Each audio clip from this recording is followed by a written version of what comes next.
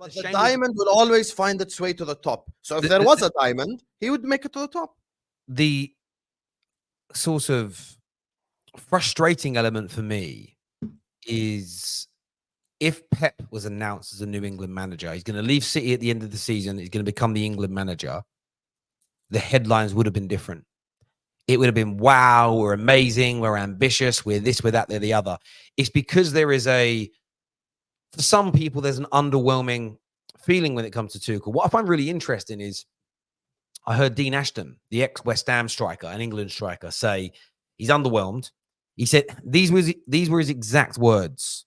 Exact words were, yes, he won the Champions League, but let us not forget that Frank Lampard got through the group stages of that tournament, suggesting that had Lampard not have got out the group stages, Tuchel wouldn't have won it.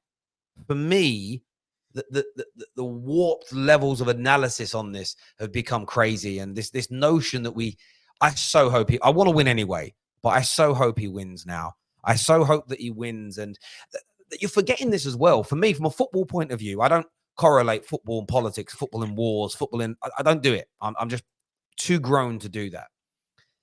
Think of the banter that we can have with Germans if a German manager wins us the World Cup. For me, that is such a trump card. It's one of the reasons why I want Alonso at Man United. Imagine a Liverpool legend gets us back on track. That will hurt Liverpool, my biggest rivals, even more. Sporting-wise, Germany are one of our biggest rivals. Take one of their best managers, become more successful than them in that period, in that era. It's amazing. People are looking at this from the wrong point of view. He's a great tournament manager. I think he'll get the best out of this group of players. And I'm really happy with it. I'm happy that he's becoming the England manager. Some super chats here. First one says, for the English fans, I don't think Tuchel being pragmatic should be a big issue. He's adaptive. Plus, we have seen pragmatism do really well at tournaments. Southgate is proof of that. Yeah, listen, I believe he's a much better manager than Gareth Southgate. So I agree with that. Neville literally got the Valencia job and failed. Yeah. Another example of English managers going out. Yeah. It's not even a manager, to be honest. No. Look at this scumbag. You Keldai. I'm going to insult you in your own language. You fraud. You anjing. Listen, ya habibi, listen. I said in the modern era. In the modern era. Bro, come on. Gregory here says we won the Euros in 2004 with a German manager. I was high for years. I didn't care. I would love to win with a Greek manager, but the level is too low. And I agree. Listen, England has a lot of very good footballers. We have the best league in the world, in my opinion, the most enthralling league anyway. But we don't have great coaches yet. And that's something that, it's taken years for our players to start developing the technical ability of our European counterparts, and we're catching up. With coaches, you expect that again to take even longer, because you've got to learn to probably play that way, and then learn to coach that way, and it's going to come in time. But we're not ready for that yet. You got the wrong Gregory. Should have gotten Klopp. No, he was too busy sticking the knife into his old club. Spoke to him earlier. Then he was too busy sticking the knife into his old club. If he became the England manager, you'd win everything. Do you know what? If Klopp was really loyal to Liverpool Football Club, he'd never become England manager, because there is well, yeah, but there's a real disdain between the two. You should call out Tom Little then next time you have him on the stream, because he's a Scouser with an England shirt. Well, listen, I'm not making the class for Liverpool fans to do. It's not on me. The issue with the media is that they were begging for Klopp and Pep, and now they have someone they don't like. They attack him. Hypocrisy at its finest. Yeah, you're spot on there, mate. You're spot on.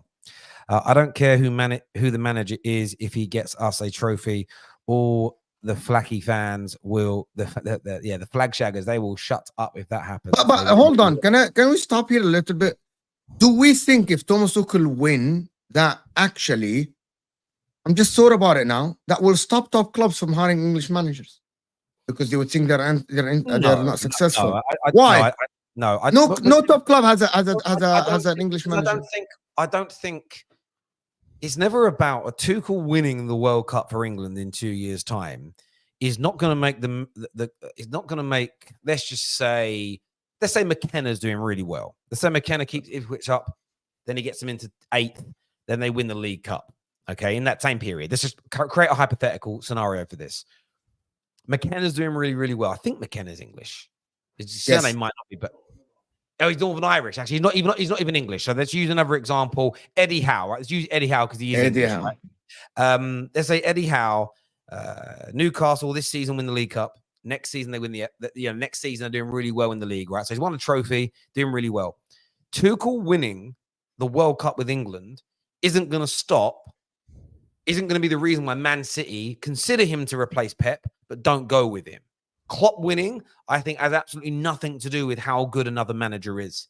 Personally, I don't think you can collate the two things whatsoever. I don't think there's any relation in that at all. I think all it shows is that we don't have managers yet who are. And you got to remember, Eddie Howe may have said no. We don't know he may have said, I don't want to leave Newcastle. And I can understand why you don't want to leave Newcastle with the amount of money they've got, the way they're growing. He may not want to leave right now. So, look, I don't think that's it at all, personally. I want go ahead. No, sorry. I want some rules to be eligible. Sorry. I want some rules to be eligible for play. Sorry. The same rules to be eligible for players and coaches. If you don't have good coaches, it's a weakness you need to fix. See, if it's a rule, it's a rule.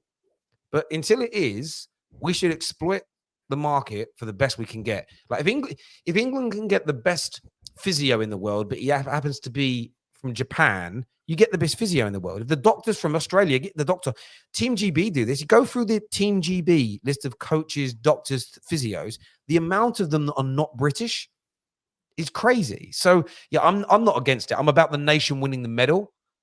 If that becomes a rule, then it becomes a rule. Again, I wouldn't be opposed to it, but right now it isn't. So it's very simple. If I wanted to compete for my country in the Olympics in wrestling, let's say, and I had the ability to get Khabib or a Jordanian coach, I'm gonna go get Khabib. Like that's just the logical thing. Just get the best for what makes your nation better. How about they get another guy to play better than you from a different nation than to play for your country? They can do that. You see the logic. You see the logic here, right?